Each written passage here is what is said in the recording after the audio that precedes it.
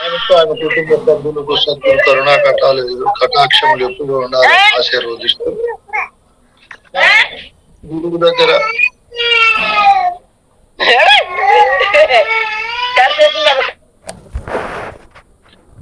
మనము గురువు దగ్గర చేరి క్రమం ఉండదనే భావనతో క్రమబద్ధీకరణ చేసుకొని బోధ ఫలాలు అనుభవించాలనే సుసంకల్పంతో అనేక అంశాలను విచారించుకుంటూ వస్తూ ఇప్పుడు త్రివిధ దీక్షల గురించి విచారిస్తున్నాము. ఇందులో దృగ్దీక్ష అంటే ఎలా ఉంటుంది, స్పర్శ దీక్ష అంటే ఎలా ఉంటుంది చెప్పుకున్నాం. మనం చెప్పుకున్నామమ్మా ఈ రెండు దీక్షలు చెప్పుకున్నాం నాయన. వాగ్ దీక్ష చెప్పాల. వాగ్ దీక్షల గురించి మనం విచారించుకున్నాం. గురువును చేరిన వెంటనే మన శివరామ దీక్షితాచల గురు సాంప్రదాయంలో సూక్ష్మ ప్రజ్ఞావంతులకు అతి తక్కువ సమయంలోనే కఠినాభ్యాసాలు, కాలయాపన, కర్మకాండలు, ఖర్చులు లేకుండా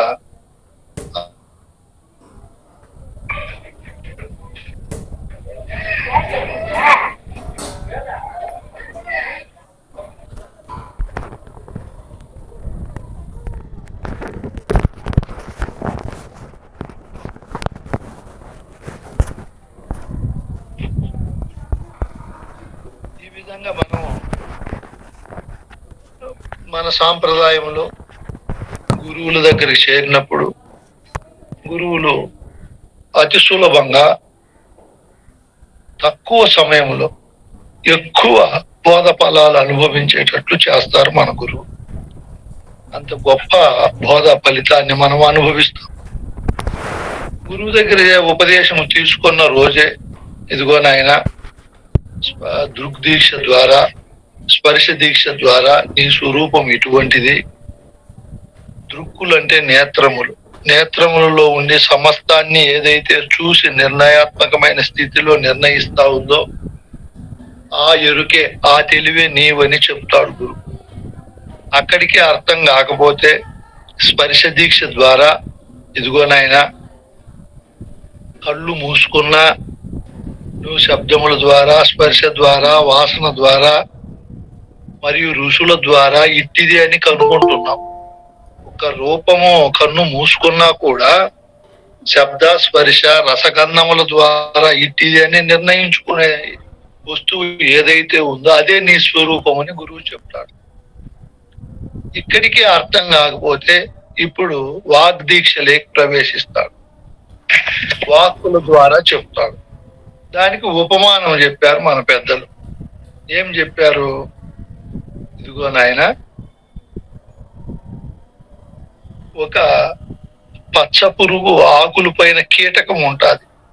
దాన్ని మా ఏరియాలో బట్ట కందిరీగా అంటారు. దాన్ని ఆ కందిరీగా అట్లా జాతికి చెందిన పురుగు మట్టి పురుగు కూడా అని అంటారు. దాన్ని ముందే అది గూడు పెట్టింటది, మట్టి తీసుకొని వచ్చి అది క్రింద పడిపోయింది అనుకో, ఆ మట్టిని మళ్ళీ తీసుకోదు. దాంట్లో మరి ఆ పవర్ ఉంటుందో ఉండదో ఏమో. దాన్ని లాలాజలంలోనే గమ్ము ఉంటుంది ఆ పురుక్కు. అది బాగా మట్టిగా గూడుగా పెట్టి ఆ కీటకాన్ని తీసుకొని వచ్చి ఆ గూట్లో పెట్టి ఒక బల్లి పొరను అడ్డపెట్టి ముందు కుడతాది తన తొండంతో. దానికి భలే బాధ కలుగుతుంది అది ఆ కీటకానికి. ఇది అంతటితో ఉండదు. ఇది భ్రమర కీటకం, న్యాయము అంటారు దీన్ని. ఈ భ్రమరం అనే తుమ్మెద, ఈ బట్టకందిరీగ అనేది మళ్ళీ ఎప్పుడు శబ్దము చేస్తుంది, దాని చుట్టూ తిరుగుతుంది, జుంకారం చేస్తుంది. అది మళ్ళీ వచ్చి కుడుతుందేమో అని ఆ లోపల ఉండే కీటకము వేరే ధ్యాస పెట్టకుండా ఎప్పుడు దీనిపైనే మనసు పెట్టి ఆ తరువాత ఇది కొంతకాలానికి ఈ కీటకము 14 రోజుల తరువాత ఆ భ్రమరం ఎట్లుందో రెక్కల పురుగుగా మారి ఆ మట్టి గూడును ఛేదించుకొని బయటకు వచ్చి గగనంలో ఎగిరిపోతుంది. ఇది ఒకవేళ పుట్టిన తరువాత అరిచే అరుపు మానుకున్నదనుకో, లోపలుండే పురుగు మనసు చెదిరిపోతుంది. అట్లా కీటకంగా గాని అట్లా భ్రమరంగా గాని చెందకుండా అది పాడైపోతుంది. అట్లా కాకుండా ఈ భ్రమరము ఆ కీటకాన్ని తెచ్చి అది ఒక తపస్సు వలె చేస్తాది ఆ పని. కీటకం వలె ఉంటాడు, 4 కాళ్ళ పశువు వలె. ఆత్మ అంటే ఏదో, ఆత్మ అంటే ఏదో, నిజదేవుడు అంటే ఏదో తెలియకుండా ఆ కీటకం వలె పశుతుల్యమైన భావజాలాల్లో ఉంటాడు. ఎప్పుడైతే అటువంటి వాడు గురువుకు దగ్గరికి వచ్చి నాకు ఉపదేశం కావాలని అడుగుతాడో, గురువు కరుణామయుడై తన స్థానాన్ని వదులుకొని ఆ శిష్యుడు ఇంత వినయము, విధేయత, భయము, భక్తి ఆ గుణాలన్నీ పరిశోధన చేసి, సరేలే నాయనా నీకు నేను ఈ పరిపూర్ణ బోధ మర్మధర్మాలు తెలియజేసి గురువుగా ఉంటాలే అని అంగీకరిస్తాడు.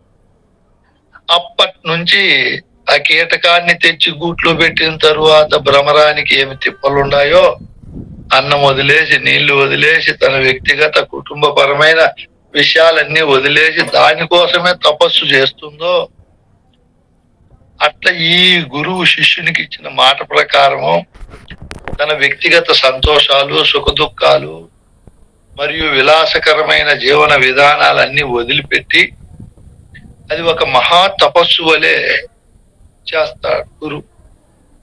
ఆ శిష్యునికి ఉపదేశం ఇచ్చినప్పటి నుంచి అతను ఏ విధమైన మళ్ళీ ప్రపంచ విషయాలు అంపట్లేకపోకుండా, మళ్ళీ దేహము, ప్రాణము, మనస్సు, కుటుంబం అనే కార్చిచ్చులు కబలించకుండా ఆ గురువు గారు ఇతడు ఏ విధమైన భ్రమాభ్రాంతులనే మహాకోటల్లో ప్రవేశించకుండా ఒక రక్షణ కవచంగా కాపాడి ఈ పరిపూర్ణ బోధ అనే చూకారాన్ని వినిపిస్తాడు ఆ గురువు ఆ శిష్యునికి.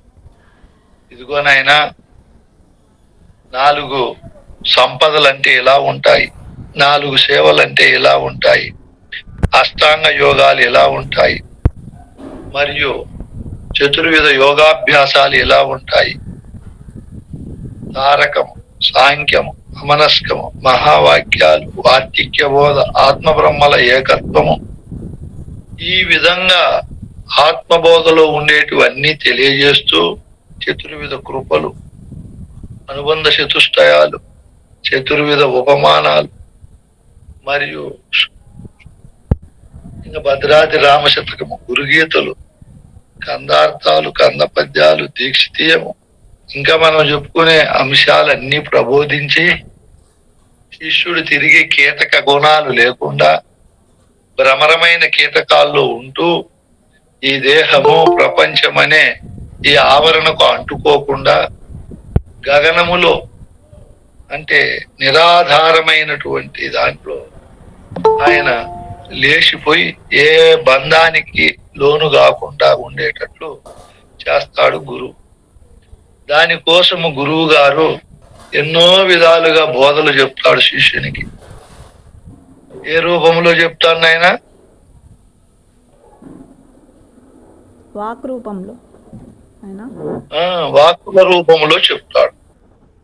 దృగ్దీక్ష అయిపోయి, స్పర్శ దీక్ష అయిపోయి, ఇప్పుడు వాగ్దీక్ష రూపంలో, వాక్కుల రూపంలో చెప్తాడు. మీరు వింటున్నారు, ఇప్పుడు మీకు అర్థమైతా ఉంటుంది.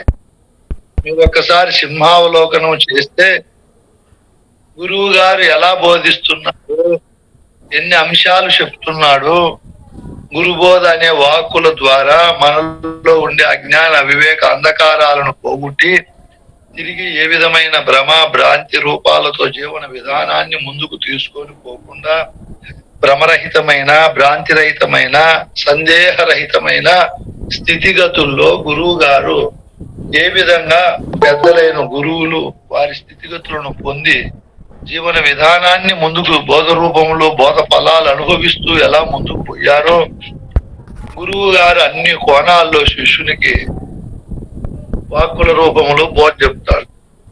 శిష్యుడే చెప్తాడు లాస్ట్ లో. వీడంతా బోధ విని విని విని సింహావలోకనం చేసి చెప్తాడు. ఎరుకను కన్ను మూసి కన్ను తెరిచి అంతట్లో ఆ మూల దుంపనే తీసేసినారు స్వామి. కూకుటేరుని పగలగొట్టారు స్వామి. ఇంకా నా శంక తీరిపోయింది. ఇంకా ఏ శంక పుట్టదు స్వామి. శంక పుట్టకుండా చేసేది అచల బోధే. ఏ బోధలు చేయలేవు. భ్రాంతి భ్రమ సందేహము పుట్టకుండా కొడతాది. భ్రాంతులు భ్రమలు ఏ వస్తువుకైతే పుడతాయో ఆ వస్తువునే నాశనం చేస్తాయి.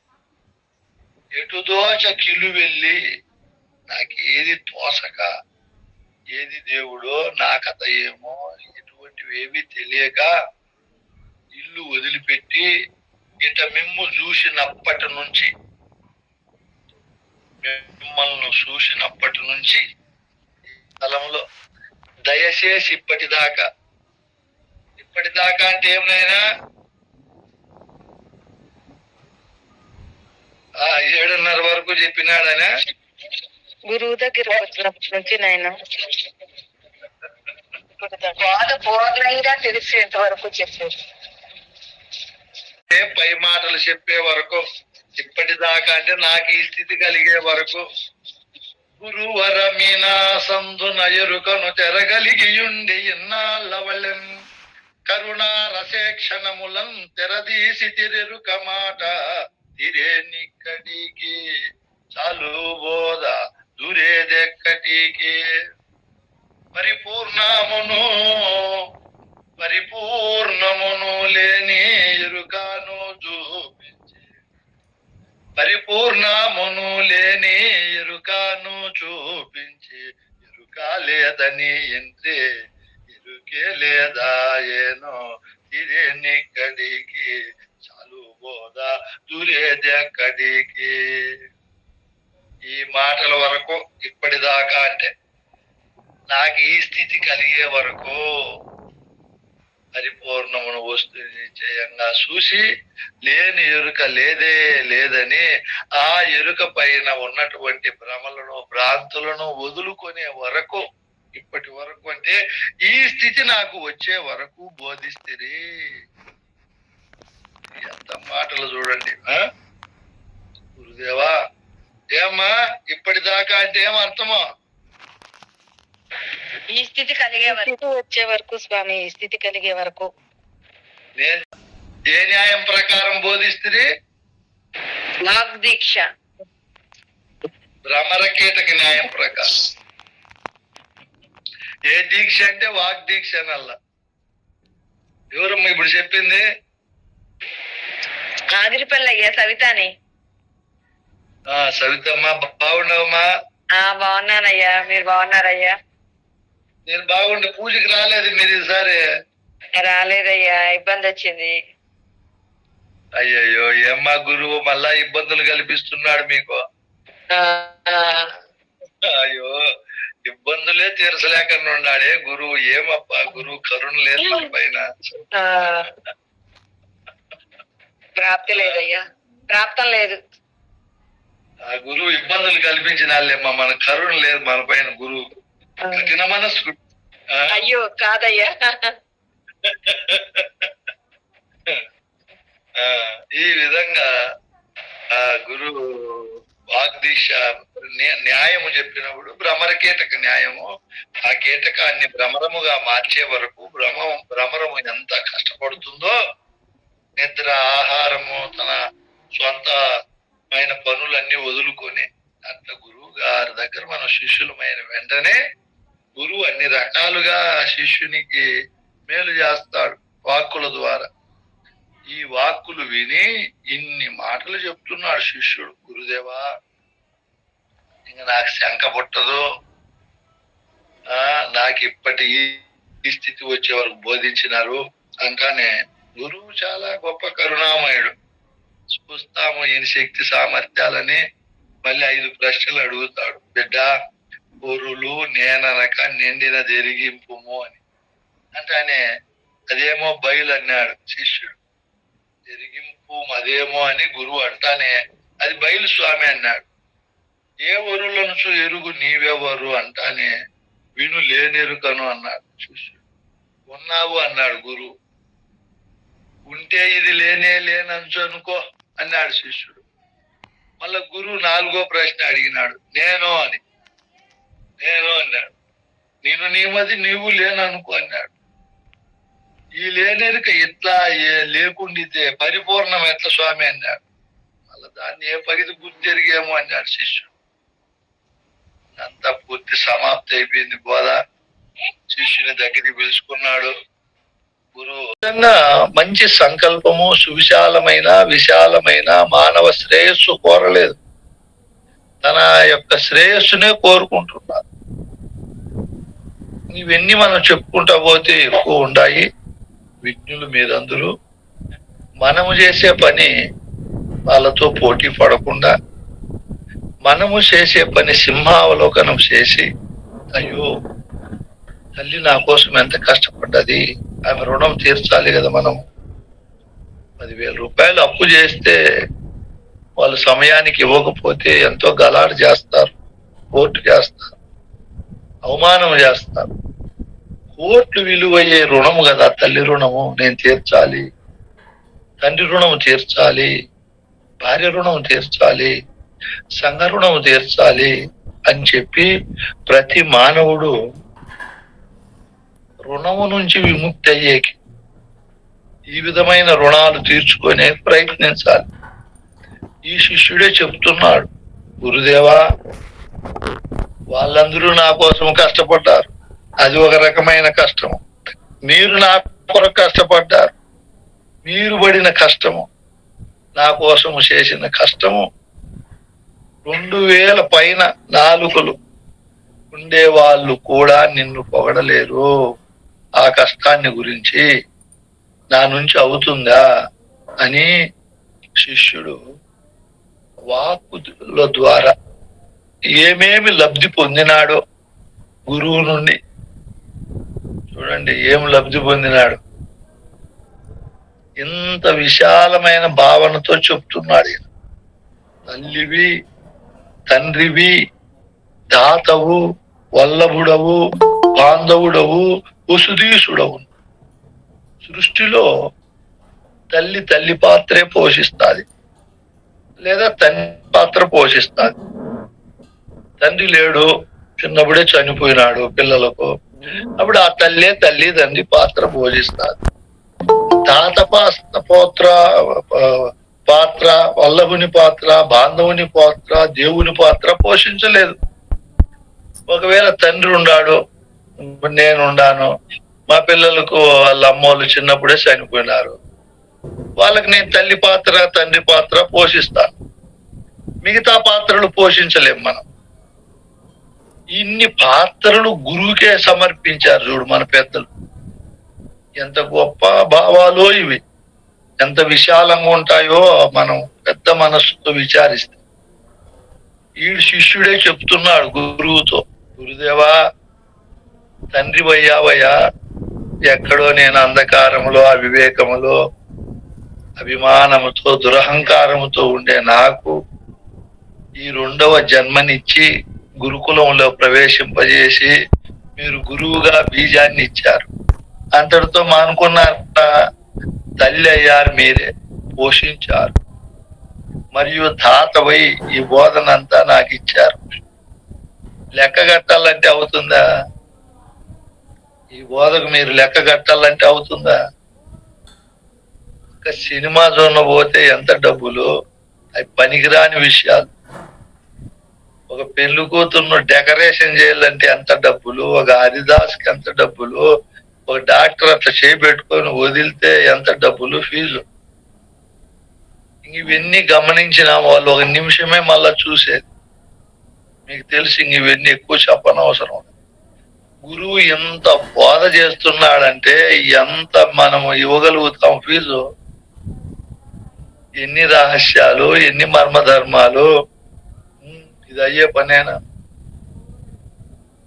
దాతయ్య బోధించాడు, వల్లభుడైనాడు, భర్త స్థానం లేకొచ్చాడు, భరించేవాడయ్యాడు. వల్లభుడు అంటే భరించే మహనీయుడయ్యాడు. అయ్యి ఏం చేశాడు? ఆ రోజు నుంచి నేటి వరకు అన్నీ ఆయనే భరించేవాడైనాడు. మరియు బాంధవుడు, బంధువు, సహాయ సహకారాలు అందజేసేవాడు. బంధువులు అంటే కష్టాల్లో ఉన్నప్పుడు మన మామో, అన్నో, తాతో, అవ్వో ఉంటారు కదా, బంధు బాంధవులు. వాళ్ళందరూ మన కష్టాల్లో సహకరిస్తారు. గురువు అట్లా బంధువుడు అయ్యాడు. ఏ సందేహం వచ్చినా, ఏ కష్టం వచ్చినా గురువు ఆ భావములో, ఆ కోణములో బోధ చెప్పాడు. వసుధీసుడవు, ఈ సృష్టికంతా ఆయనే ఈశ్వరుడయ్యాడు. ఈశ్వర స్వరూపములో మనకు మోక్షాన్ని ప్రసాదించాడు. ప్రత్యక్షంగా తెల్లమిగ దేవుడు, కనపడే మహనీయుడు. నీ వల్ల కదా ఇట్టి బోధ వర్తన వినుటల్.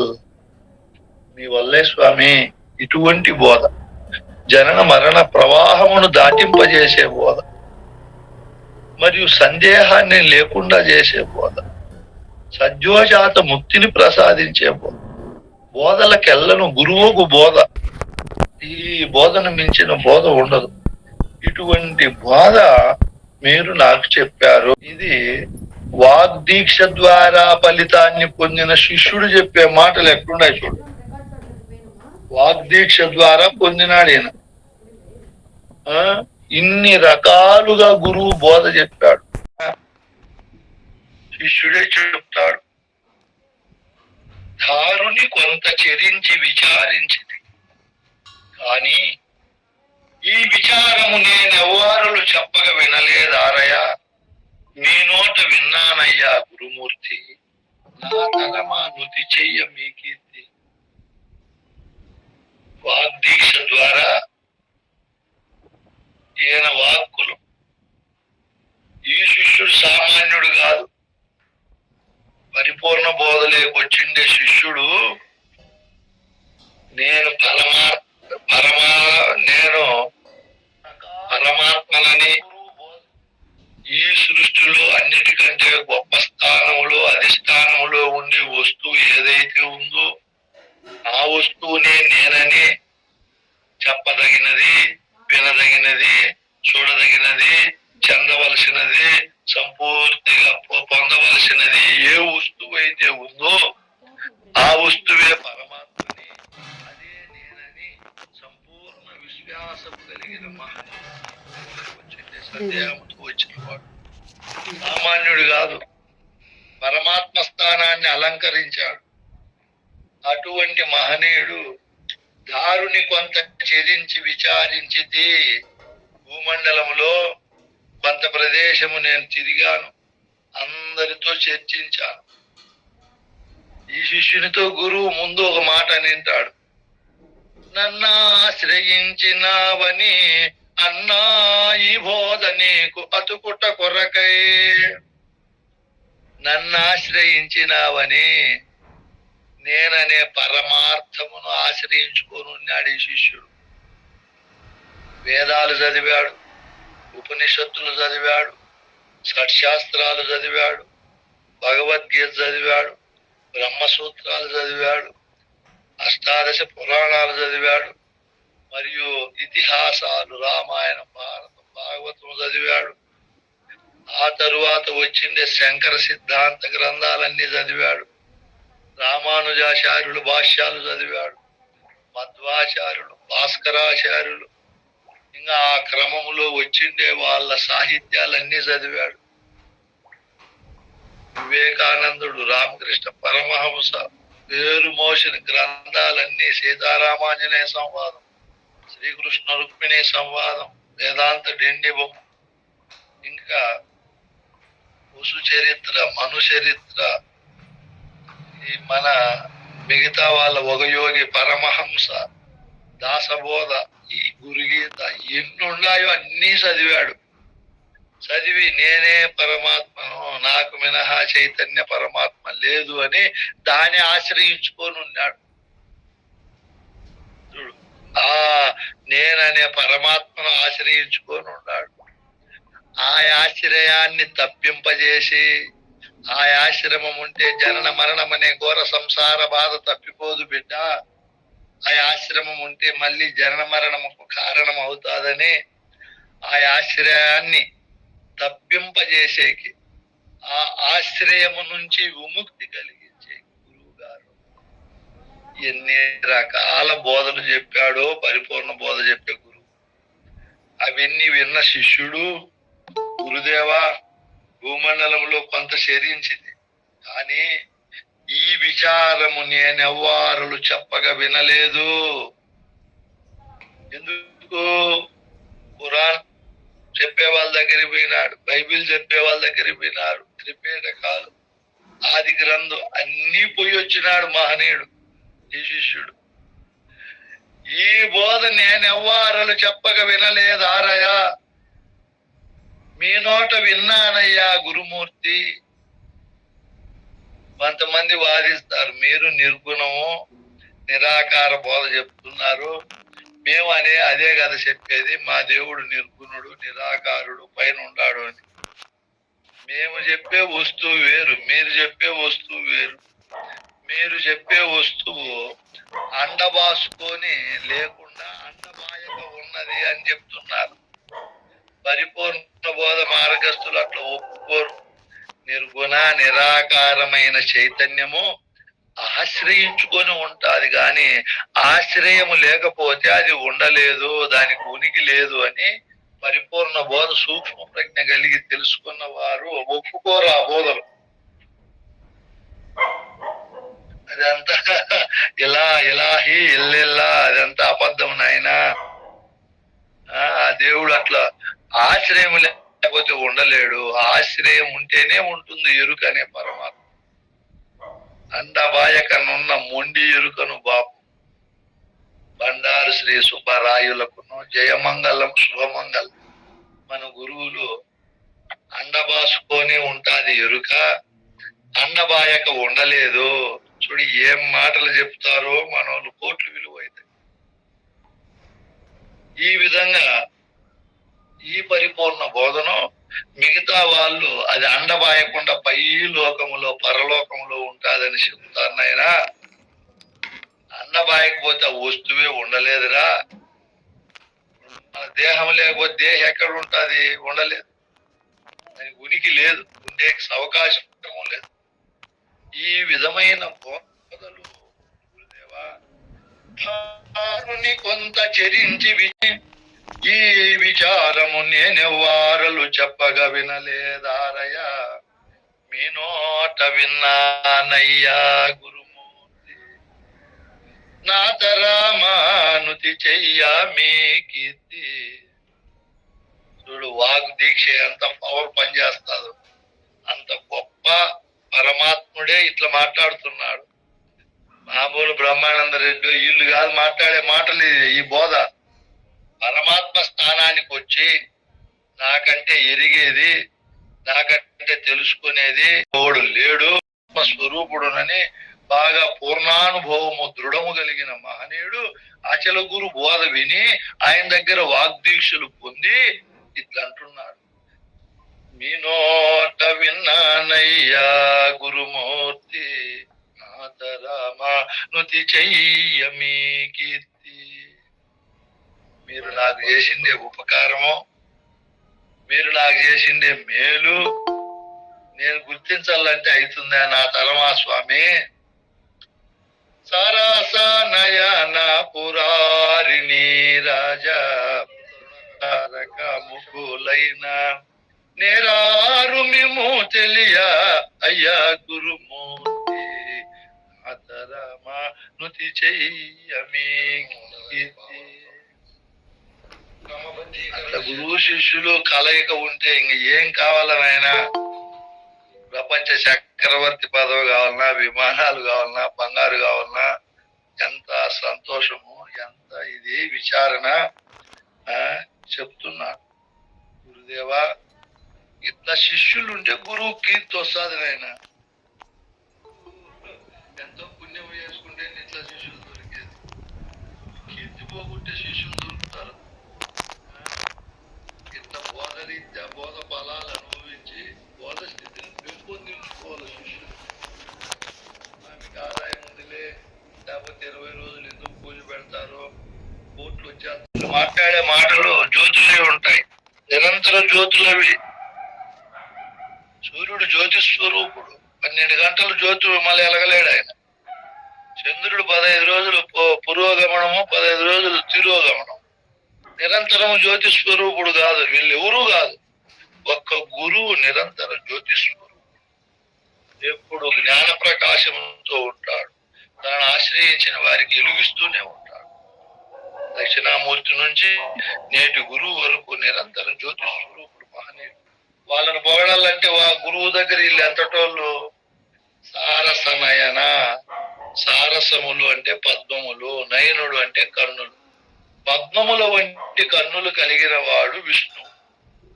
పురారి, త్రిపురములను హరించిన వాడు శివుడు. నీరజుడు, తామరములో పుట్టినవాడు.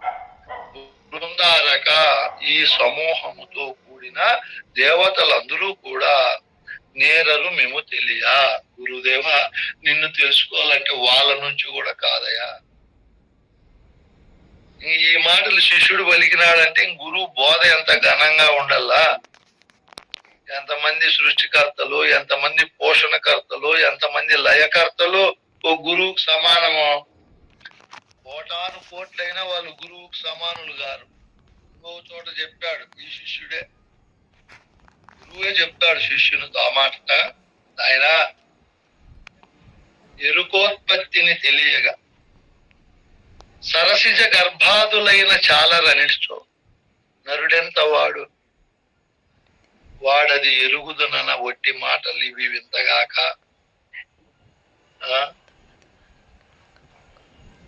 వింతగాక తప్పదు వానికి రాకపోక. అరమరలేక సద్గురుమూర్తి చరణ పంకరు హృదయార్చన ఎరుగని నరుమాటలు ఇవి వింతగాక. తప్పదు వానికి రాకపోక. అక్కడ చెప్పాడు సరసిజ గర్భాదులు కూడా ఎరుకోత్పత్తిని తెలియదు నాయన. సరసిజ గర్భాదులు అంటే తామర గర్భములో పుట్టిన బ్రహ్మాది దేవతలకు కూడా తెలియదు అని. ఈ శిష్యుని స్థాయి ఎంత పెరిగిపోయిందో చూడు. అందుకే ఎవరైతే గురువు ఈ 3 దీక్షలను పొందింటాడో సాంప్రదాయబద్ధంగా, వాడు తప్పనిసరిగా సద్యోజాత ముక్తిని పొందుతాడు. పొందిండే మహనీయుడే చెప్తున్నాడు ఈ మాటలు. వాళ్ళకే సాధ్యం కాదు. గురుదేవా, మిమ్మల్ని గురించి పొగడల్లా, మిమ్మల్ని గురించి తెలియాలంటే ఇట్లా దిగవతోపల్లి, ఎగవతోపల్లిలో పుట్టిన వాళ్ళకి సాధ్యమవుతుంది అని ఆయన.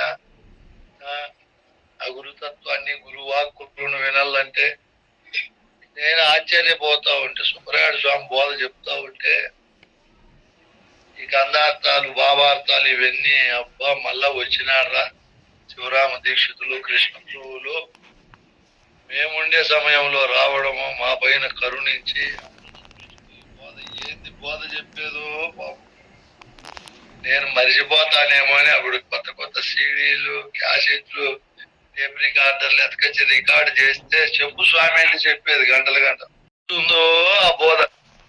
ఎన్ని వేల గంటలు వినింటనే, వందల గంటలు కాదు, వేల గంటలు.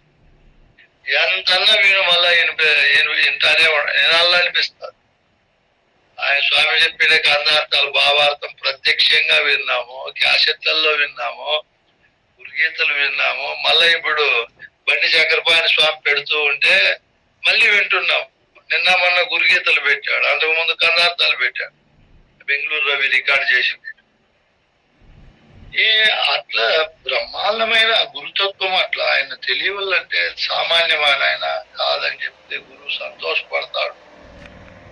అయితే నాయన అంత బోధ విన్నావు కదా, ఏం తెలుసుకున్నావు చెప్పు నాయన అంటే అప్పుడు చెప్తాడు ఈ శిష్యుడు, గురుదేవా, ఘటమెదుట పెట్టి చూపిన అటువలె బయలుండ చూపి అతి మాయల నటించుచున్న ఎరుకను త్రుటిలో విని పిడిపిస్తిరిపుడు తిరే మా చెంక ఎరీతి శంక ఎటుదో చాకిలు వెళ్ళి ఇట మిమ్ము చూచినప్పటి నుంచి దయచేసిప్పటి దాకా వదిస్తే తీరే మా చెంక ఇక బూటాదు ఎరీతి శంక. ఏ మాట చెప్తున్నాడు గురుదేవా, మీ వాగ్దీక్ష ఫలా విశేషము నా పైన అద్భుతంగా పనిచేసింది స్వామి. మీ వాక్కులు నేను ఏమి కోరి వచ్చానో నా ఆశయాన్ని సిద్ధింపజేశాయి, నా లక్ష్యాన్ని ముందుకు తీసుకొని పోయి ముగింపు చేశాయి. గురుదేవా, కుండను ముందర పెట్టి చూపిన అటువలి బయలుండ చూపితే బయలు దర్శనమైన వాడి ఇంకో దేవుని చూడాలని కోరిక ఉండదు, ఆ భ్రాంతి తీరిపోతాది. అట్లా చూపించారు. ఇంకా అన్ని మాయలచే నటించుతుంది ఎరుక. దేవుడు వేరు నేనే వేరనే మాయ మాటలు చెప్తాది, దేవుడు నేను ఒకటేనని మాయ మాటలు చెప్తాది. ఓయమ్మ, దేవుడు నేను ఒకటి కాదు, మధ్యలో పెనుమాయ ఉందని చెప్తాది. దేవుడు ఆడో పైన ఉన్నాడు, ఆయన మహాశక్తి సంపన్నుడు అని చెప్తాది. దేవునికి సర్వశక్తులు ఉన్నాయి. ఆ దేవుడు అంతటా ఉండే ప్రభు కుమారుడు అని ఇట్లా ఎన్నో మాయమాటలు చెప్తాది, మాయలతో నటిస్తాది. సామాన్యం కాదు. ఎరుకను గురించి చెప్పేటప్పుడు నానా విధావయవములు, నానా విధ నామరూప నటనలు మాయలు నేనను ఎరుక ఎందే ఇన్ని నిబిడమయ్యుండు. ఎరుకను పగలగొడితే ఇన్ని ఉంటాయి. మీరు సింహావలోకనం చేయండి, మీ అమ్మ ఎరుకను ఆలోచన చేయండి, మీ నాయన ఎరుకను ఆలోచన చేయండి, మీ బంధు బాంధవులు, మీ భర్త, బయట వాళ్ళ ఎరుకలన్నీ ఆలోచన చేసి మళ్ళా మన ఎరుకను ఆలోచన చేయండి. నేను చిన్నప్పటి నుంచి ఇంత వయసు వచ్చింది, ఏమేమి నటనలు చేశాను, ఏమేం మాయలు చేశాను, ఏమేం మోసాలు చేశాను, ఎన్ని అబద్ధాలు చెప్పాను, ఎంతమందిని బాధ పెట్టాను, ఎంతమందిని భయపెట్టాను, ఇందుకేనా నేను మానవ జన్మకు వచ్చిండేది, ఈ పద్ధతులతో ఉండేకేనా అని చెప్పి ఆలోచన చేయండి. మళ్ళా గురువు దగ్గరికి ఎందుకు వచ్చానో, గురువు గారితో నా వ్యవహారం ఎంత గడిపాను, గురువు చెప్పిన బోధన ఎంత నేను సంగ్రహించాను, గురుకుల వాసములో నీతి ధర్మము న్యాయము ఎంత పాటించాను, ఎంత ఈ బోధన అభ్యాసము చేశాను, గురు సన్నిధానంలో నా వృత్తి నా ప్రవృత్తి ఎలా ముందుకు తీసుకొని పోతున్నాను, ఎంతవరకు పోయాను, మిగతా సాటి గురుపుత్రులతో ఎలా నడుచుకున్నాను, ఇదంతా తనకు తానుగా విచారించుకోవాలి. తనకు తానుగా ఎవరైతే విచారిస్తారో వాళ్ళకి అర్థమవుతారు. వాళ్ళ ఎరుకకు అన్ని సింహావలోకనంలో కనపడతాయి.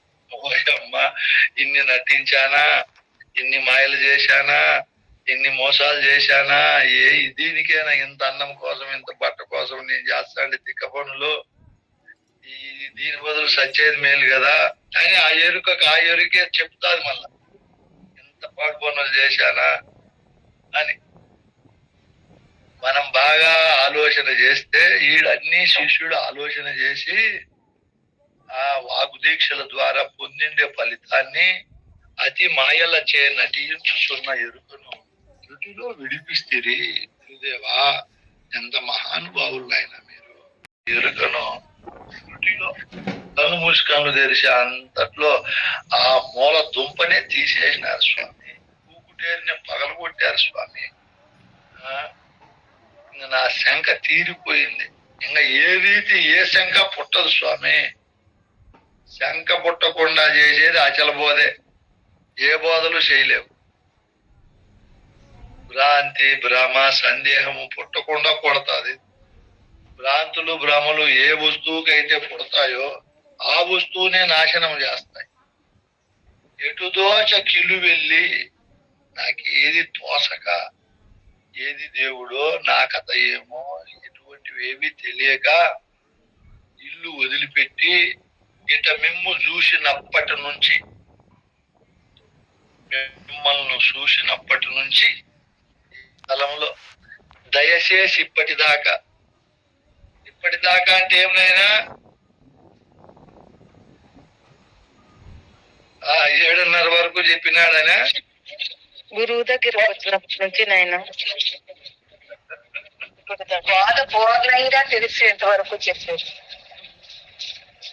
పై మాటలు చెప్పే వరకు, ఇప్పటిదాకా అంటే నాకు ఈ స్థితి కలిగే వరకు గురువర మీనా సందున ఎరుకను తెరగలిగియుండి ఇన్నాళ్ళవలెన్ కరుణా రసేక్షణములం తెరదీసి తిరెరుక మాట తిరేనిక్కడికి చాలు బోధ దురేదెక్కడికి పరిపూర్ణమును లేని ఎరుకను చూపించి పరిపూర్ణమును లేని ఎరుకను చూపించి ఎరుక లేదని ఎంతే ఎరుకే లేదా ఏనో తిరేనిక్కడికి చాలు బోధ దురేదెక్కడికి.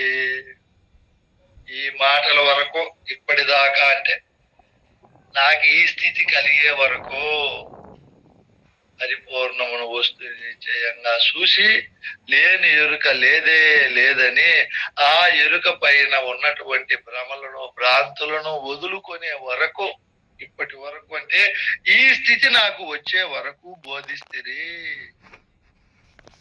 ఎంత మాటలు చూడండి.